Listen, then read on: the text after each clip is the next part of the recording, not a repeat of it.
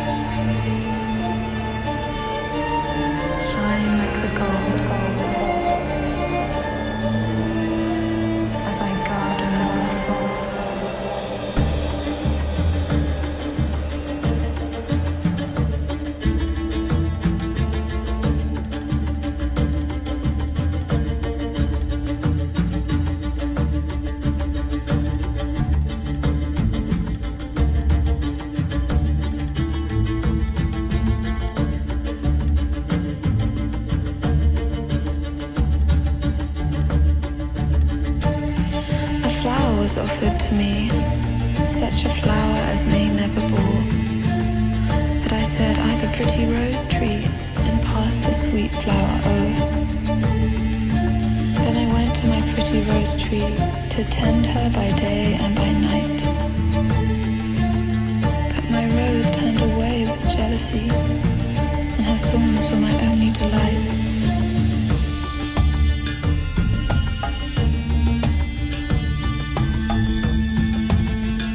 Ah, sunflower, weary of time, who countest the steps of the sun, seeking after that sweet golden climb where the traveller's journey is done, where the youth pinned away with desire and the pale virgin shrouded in snow arise from their graves and aspire where my sunflower wishes to go.